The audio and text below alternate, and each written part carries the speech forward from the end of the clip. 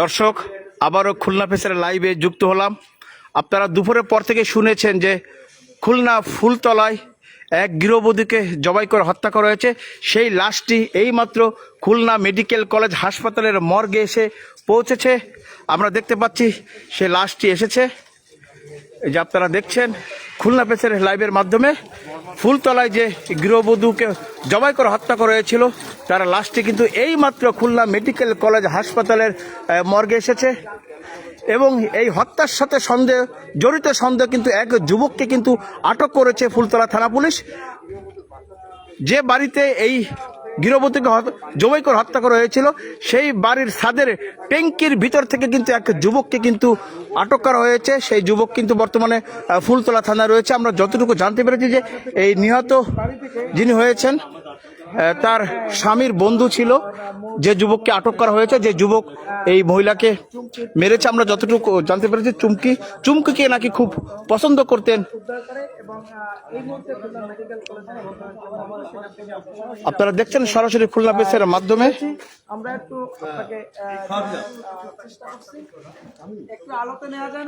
আমরা যতটুকু শুনেছি যে এই যে নিহত চুমকি যাকে জবাই করে হত্যা করা হয়েছে তার যে স্বামী শহীদ মোড়ল, তার বন্ধু ছিল এই যুবক।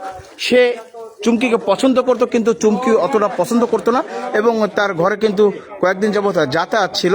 কিন্তু কি কারণে তাকে আজকে হত্যা করলো, ছুরি দিয়ে জবাই করা হয়েছে তার গলা।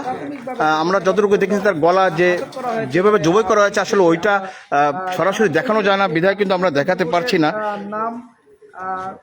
হুসাইন কাজী, মোহাম্মদ হুসাইন কাজী বলে আমরা জানতে পেরেছি। তিনি নড়াইলের এবং যে যুবককে আটক করা হয়েছে, রেজা কাজী, যে যুবককে আটক করেছে তার নাম হচ্ছে হোসেন কাজী। সে হচ্ছে রেজা কাজীর ছেলে। তাদের ঠিকানা কিন্তু নড়াইল সদর। অর্থাৎ যে যুবককে সন্দেহজনকভাবে আটক করা হচ্ছে এবং পানির ট্যাঙ্কি থেকে, যেখানে এই চুমকিকে জবাই করা হয়েছে সেই বাড়ির ছাদের পানির ট্যাঙ্কি থেকে তাকে আটক করা হয়েছে।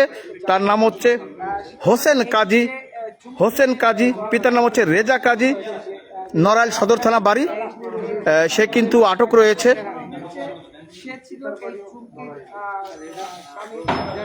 আর চুমকির যে স্বামী শহীদ মোড়ল, সে শহীদ মোড়লের বন্ধু ছিলেন হচ্ছে হোসেন কাজী। তো হোসেন কাজী এই চুমকিকে কিন্তু পছন্দ করত, এরকমটি আমরা শুনেছি। এবং সেই চুমকির নিথর দেহ কিন্তু এখন খুলনা মেডিকেল কলেজ হাসপাতালে আছে। কিন্তু দুপুরে কিন্তু এই ঘটনা খুলনা ফুলতলায় কিন্তু এই ঘটনা ঘটেছে এবং তাকে কিন্তু জবাই করে হত্যা করা হয়েছে, ছুরি দিয়ে কিন্তু জবাই করে হত্যা করা হয়েছে। এবং একজনই আটক হয়েছে হোসেন কাজী। তাকে কিন্তু ওই বাড়ির ছাদের পানির ট্যাঙ্কির মধ্যে থেকে কিন্তু তাকে আটক করা হয়। পুরো নাম আসিয়া বেগম চুমকি এবং তিনি ফুলতলা উপজেলার হ্যাঁ ভাই, এটা আজকের নিউজ। আজকে দুপুরের পরের 12টার দিকে, আজকে দুপুর 12টার দিকে এই ঘটনাটি ঘটেছে খুলনা ফুলতলা উপজেলার। কিন্তু এই ঘটনাটি ঘটেছে, আমি যদি আপনাদের একটু বলি যে খুলনা ফুলতলায় আসিয়া বেগম নামের এক গৃহবধূকে জবাই করে হত্যা করা হয়েছে। এই ঘটনা জিজ্ঞাসাবাদের জন্য এক যুবককে আটক করেছে পুলিশ। মঙ্গলবার দুপুরে উপজেলার দামোদর ইউনিয়নের হেসারিপাড়া মোড় সংলগ্ন একটি বাড়ি থেকে তার লাশ উদ্ধার করে পুলিশ। দুপুরে ফুলতলা উপজেলার দামোদর ইউনিয়নে হেসারিপাড়া মোড় সংলগ্ন একটি বাড়ি থেকে এই চুমকির মৃতদেহটি উদ্ধার করে, জবাই করা মৃতদেহটি। আর ঘটনা আজকের খুলনা ফুলতলা উপজেলার দামোদর ইউনিয়নের ঘটনা। এবং যিনি নিহত হয়েছেন তার নাম হচ্ছে আসিয়া বেগম চুমকি। তার বাবার বাড়ি কিন্তু নড়াইল, এই চুমকির বাবার বাড়ি নড়াইল। আর যাকে আটক করা হয়েছে যে যুবক হোসেন কাজী, তার বাড়িও কিন্তু নড়াইল। এবং তিনি কিন্তু রেজা কাজীর ছেলে।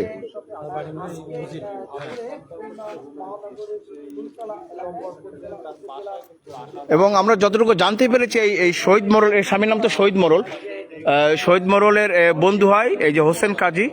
এবং সে চুমকিকে পছন্দ করত, কিন্তু চুমকি তাকে পাত্তা দিত না এবং কয়েকদিন যাবৎ বাসায় যাতায়াত ছিল। কিন্তু তার পুলিশ সূত্রে জবাই করা লাশ পাওয়া যায় যে তার বাসায়। বাড়ি থেকে হুসাইন নামে এক যুবককে 4 দিন আগে আমরা আর একটু যতটুকু জানতে পেরেছি, 4 দিন আগে কিন্তু চুমকির গার্জেনরা কিন্তু এই ছেলেটাকে কিন্তু মারধরও করে, এই বাসায় যাতায়াতে কিন্তু তাকে কিন্তু মারধরও করা হয়েছিল। এখন আসলে ঘটনা কি, সে কি সেই ক্ষোভ থেকে কিন্তু এই কাণ্ড ঘটিয়েছে কিনা সেটা আইন শৃঙ্খলা দায়িত্বে যারা রয়েছেন অর্থাৎ পুলিশ বাহিনী তারা খতিয়ে দেখছে, বিষয়টি তদন্ত করছেন এবং এই ময়না তদন্ত সম্পন্ন হলে কিন্তু আসলে বোঝা যাবে যে কিভাবে কি হয়েছে। এবং তাকে কিন্তু ছুরি দিয়ে কিন্তু জবাই করা হয়েছে। আমরা তার লাস্টে যখন দেখেছিলাম গলাটা আসলে এরকম বিভৎস, যেটা আসলে কোনোভাবে ভিডিওতে দেখানো যাচ্ছে না। আপনারা দেখতে পাচ্ছেন লাশ এই মুহূর্তে রয়েছে খুলনা মেডিকেল কলেজ হাসপাতালের মর্গে। নড়াইলের বাসিন্দা এবং তার বাপের হ্যাঁ, আমরা যতটুকু জানতে পেরেছি যে কেন মেরেছে, এই যে যিনি নিহত হয়েছেন, এই যে যার নিথর মরদেহ রয়েছে খুলনা মেডিকেল কলেজ হাসপাতালে, চুমকির স্বামীর বন্ধু ছিল এই হোসেন কাজী, যাকে আটক করা হয়েছে পানির ট্যাঙ্কির ভিতর থেকে, যাকে আটক করেছে এই হোসেন কাজী। এই চুমকিকে নাকি পছন্দ করত, কিন্তু চুমকি তাকে পছন্দ করতো না। এবং 4 দিন আগে আমরা যতটুকু শুনেছি, 4 দিন আগে কিন্তু এই হোসেন কাজীকে কিন্তু মারধরও করা হয়েছে। চুমকির পরিবারের লোকজন কিন্তু তাকে মারধরও করেছে, আমরা তেমনটি কিন্তু শুনেছি। এবং তাকে কিন্তু আটকও করা হয়েছে, হোসেন কাজীকে কিন্তু আটক করা হয়েছে। চুমকির নিথর দেহ যখন খাটের উপরে ছিল, তখন কিন্তু ওই একই বাড়ির ছাদ থেকে পানির ট্যাঙ্কির ভিতর থেকে কিন্তু এই হোসেন কাজীকে কিন্তু আটক করেছে পুলিশ। তিনি কিন্তু বর্তমানে খুলনা ফুলতানা থানায় কিন্তু আটক রয়েছে এবং চুমকির লাশ রয়েছে এখন খুলনা মেডিকেল কলেজ হাসপাতালের মর্গে। দর্শক, আপনারা কে কোথা থেকে দেখছেন একটু কমেন্টে জানাবেন।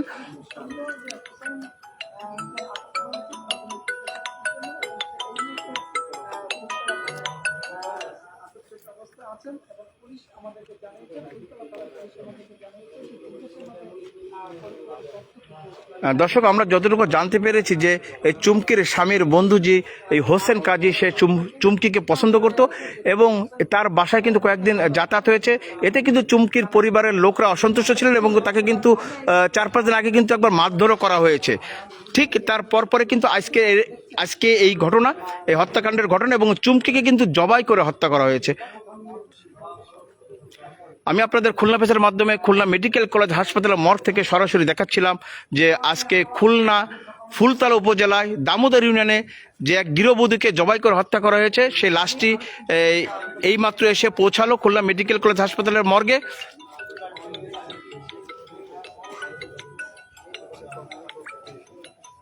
হ্যাঁ, কে মারছে কিছু জানা গেল ভাইয়া?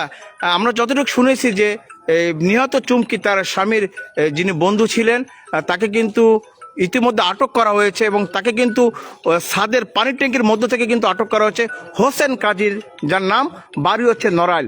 হোসেন কাজীকে কিন্তু ইতিমধ্যে পুলিশ আটক করেছে এবং আপনারা দেখছেন সে লাশটি এই যে লাশটি, তার চুমকির নিথর দেহ কিন্তু পড়ে রয়েছে এখানে খুলনা মেডিকেল কলেজ হাসপাতাল মর্গের সামনে। এবং তার গলা কাটা, আমরা যেহেতু ভিডিওতে রক্ত দেখানো যায় না, সেই জন্য আমরা দেখাতে পারছি না।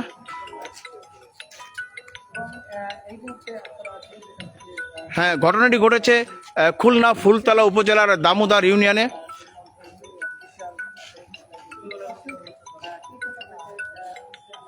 তো দর্শক, আবারও দেখা হবে কোনো সময় কোনো পর্ব নিয়ে।